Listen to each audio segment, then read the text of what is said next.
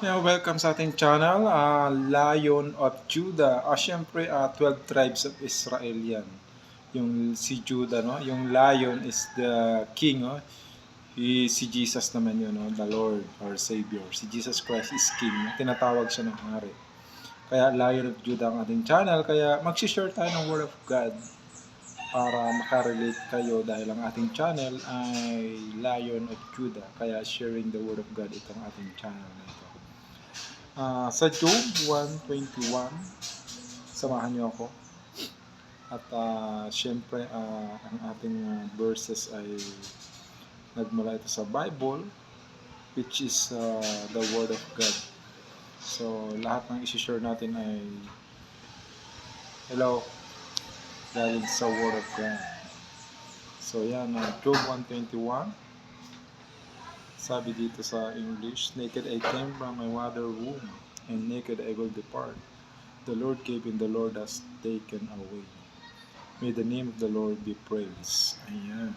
So sa Tagalog naman, syempre kailangan na Tagalogin natin para maintindihan ng mga Tagalog. Mm-hmm.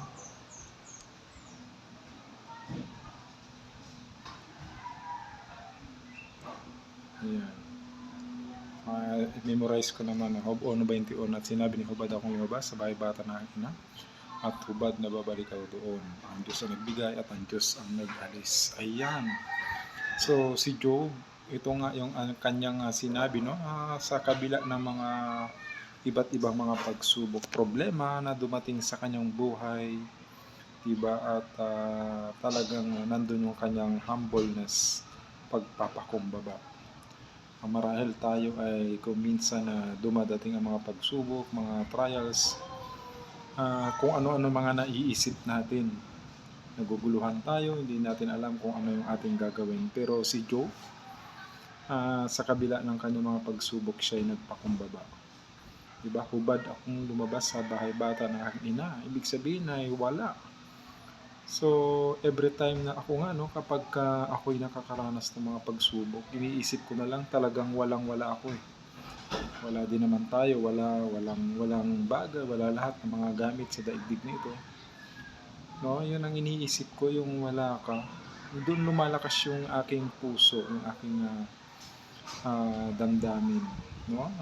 Lumalakas ang aking spiritual na buhay kapag naiisip ko yung pagpapakumbaba. Kaya kayo kapag kayo ay mga nakakaranas ng mga pagsubok, isipin nyo na wala tayong magagawa, no?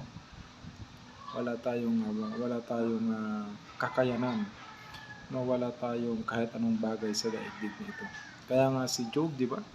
Yung nakaranas siya na namatay ang kanyang mga anak, di ba? Na ang kanyang mga kayamanan ay talagang naglaho na parang hangin dumaan lang sa kanyang mga mata.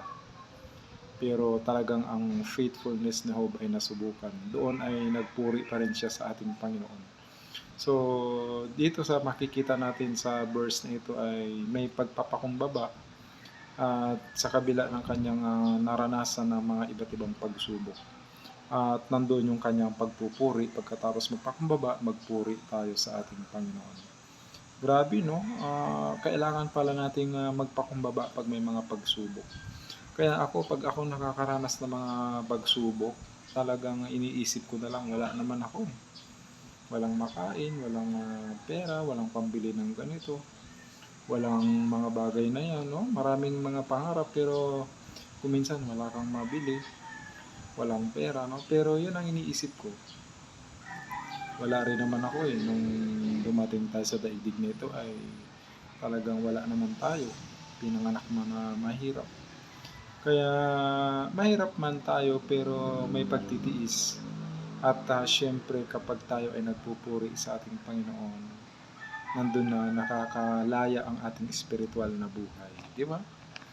Yung kumbaga naiisip mo yung mga tao na nagmamahal sa iyo, no? Na mayroon palang mga tao na nagmamahal sa iyo, may mga kaibigan, mga followers, ayan, o syempre mga vlogger na. Yung ang inyong nagsishare ng Word of God ay vlogger. So may mga followers nagsusupport, may mga solid supporters, no? Kaya yun, tayo'y magpuri, magalak pa rin. Ang praise kasi ay isa ang definition ng praises is ano, nagse-shout ka, no? Nagse-shout ka ng kaluwalhatian, kapangyarihan ng ating Diyos. Praises, no? Ikaw ang Diyos ang makapangyarihan, o sa kabila ng walang-wala tayo. Kaya to God be the glory, ang ating word na ito, word of God ay word 21 ay nawa ay mailagay sa ating puso na lagi nating isipin na ang Diyos ay makapangyarihan at Diyos ay kaya niya tayong bigyan kahit na wala tayo. Basta't magpakumbaba lang tayo, magpuri sa ating Panginoon. May araw at may panahon din na talagang ibubuhos ni Lord ang mga bagay-bagay basta tayo magpakumbaba. Pag nakakaranas ng mga pagsubok, magpakumbaba lang at magpuri sa ating Panginoon. Yan ha. Kaya salamat po sa mga viewers, followers. Si Lion of Judah ay buhay na. Salamat naman at syempre, first time din na makakasahod to si Lion of Judah sa ating Facebook. Nawa ay tuloy-tuloy na, no? Ngayong May 22. Kaya salamat po sa supporters, followers, mga sumusuporta sa ating channel. God bless you po sa inyong lahat. At kung may mga katanungan, pwede kayo mag-comment ng mga topic at pwede nyo i-comment dyan at ayun ang magiging topic natin next na ating vlog.